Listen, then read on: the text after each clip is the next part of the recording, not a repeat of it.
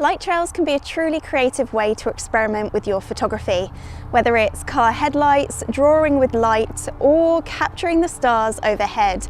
There is so much fun to be had.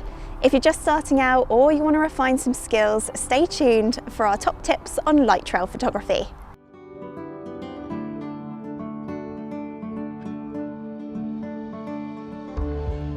The key to capturing light trails is being able to control your shutter speed. So first off, you're going to want to make sure that the camera you've got to hand has got manual control. Most importantly, shutter priority.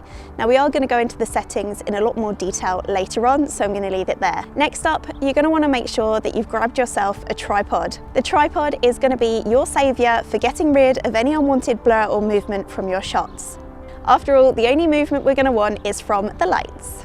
If you don't want to use a tripod or you don't have one, then find yourself a nice, steady, solid surface to plonk your camera on. If you've got a graduated ND filter, then grab that out too. This will come in handy when it comes to shooting star trails. It'll help to stop your foreground subject from being overexposed, if you've got a foreground subject, of course. That could well be a house, a tree in your garden, a boat if you live near the sea, lighthouse if you live near a boat near the sea, any of those. You don't always have to wait until it's pitch black outside to get out and do some light trail photography. In fact, one really cool time to head out is just before the sun says bye-byes, and if you stick around for just after sunset too.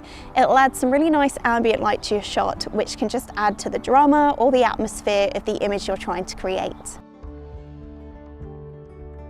Leading lines works really well with light trail photography, especially if it's car headlights that you're shooting.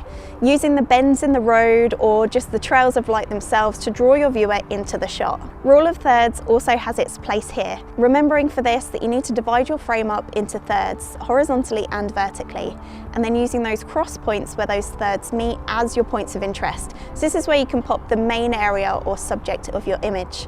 If you're shooting star trails, for example, though, it could just be as simple as moving your horizon off center. So you've got 2/3 dedicated to the sky and the star trails, and 1/3 the land or your foreground subject.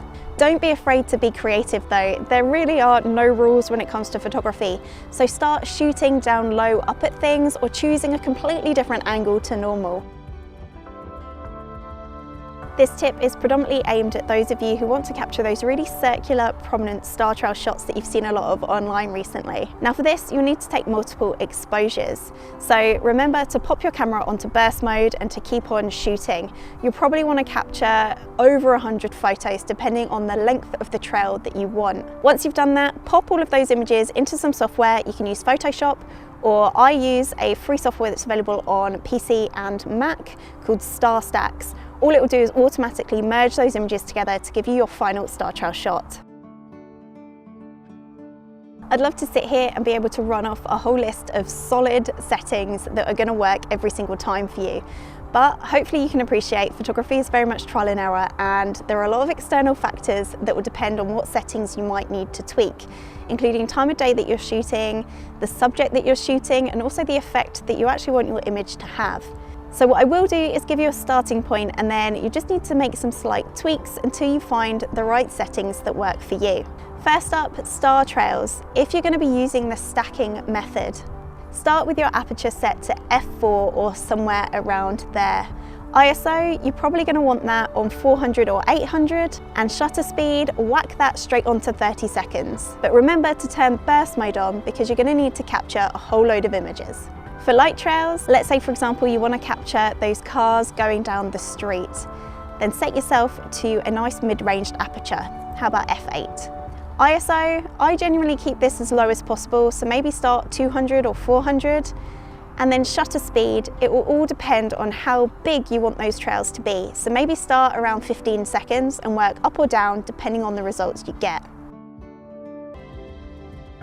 Most importantly, experiment with your settings. Over time, I have come to love the starburst effect that you get when you shoot on a narrower aperture.